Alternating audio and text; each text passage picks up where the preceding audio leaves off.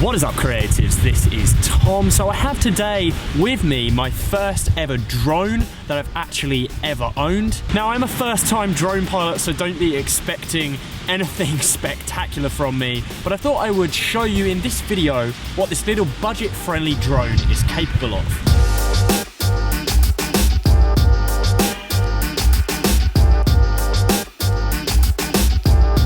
First things first, and I want to get this out of the way, this is called the JJPRO X5 Epik, and it is not a cinema drone. This drone is just not in the same league as drones that cost almost 10 times the price, like the Mavic Pro 2, but what it is a friendly budget option that lets you practice your drone piloting skills whilst having a decent 1080p camera on board that's going to let you capture stills and video. Pretty much it's to make sure you don't run into this situation, or this situation with a $1,000 piece of equipment.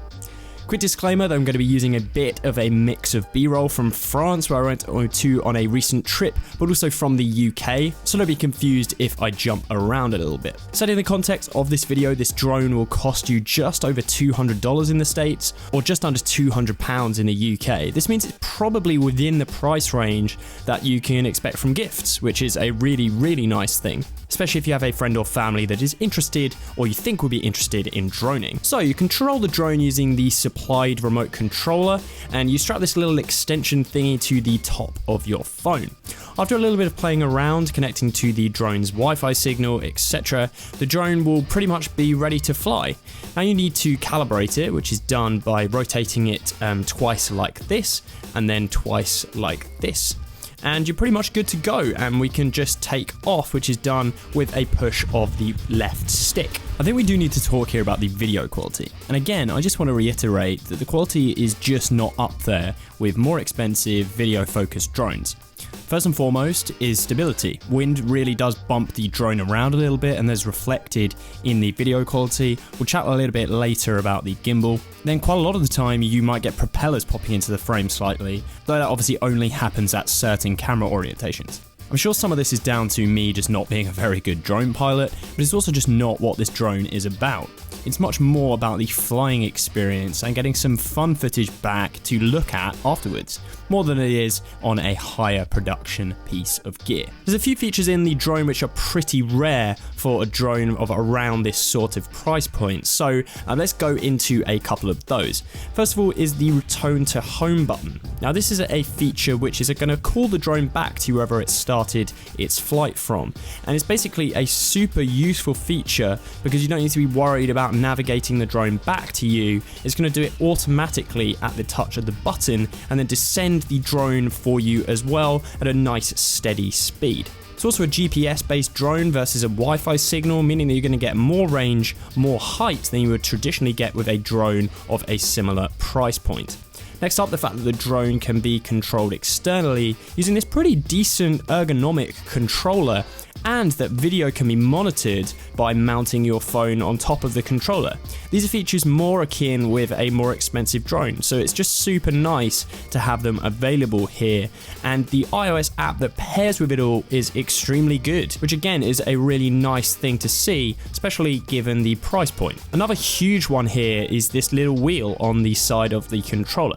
This wheel controls the angle of the camera. Now, a quick side note here, not to ever change the camera angle manually. Always do it remotely using this wheel, otherwise you're pretty much just going to break your drone. But again, for the price, this is a really huge deal. So you can take horizon shots, horizontal shots, or top-down shots, and you can change that super easily mid-flight. Next up, because it's not all good, I do want to talk about some limitations. And probably first is the camera, the stabilization.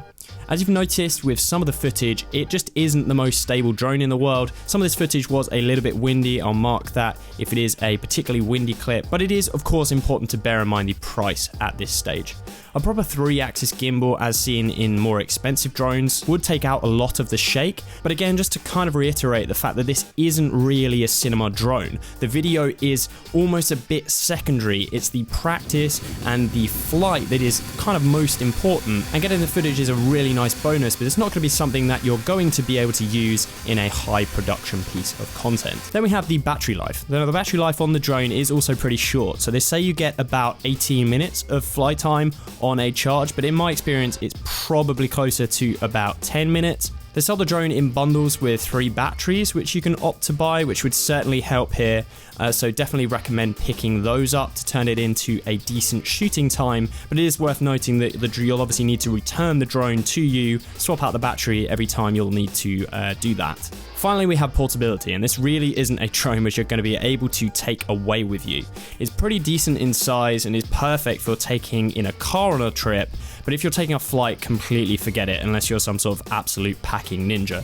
There's a reason that drones like the Mavic Pro all fold down into like tiny traveling cases, and this drone just doesn't really have anything of the sort. Everything is fixed in one place and doesn't really move. In spite of those few limitations, I've just had an absolute blast using this drone for the past few weeks. Sure, the battery life and the camera aren't the best things in the world, but mostly this drone is entry level for people who are thinking about getting their first one. It's a decently priced drone for the low end of the amateur scale. Drones are expensive pieces of kit, and I don't want you to be that guy who spends over $1,000 on their first drone only to have it drop in the sea. That is pretty much it for this one, guys. Hopefully you have found it useful and enjoyable. Give me a shout if you have any questions about the drone in the comments, and I will catch you next time.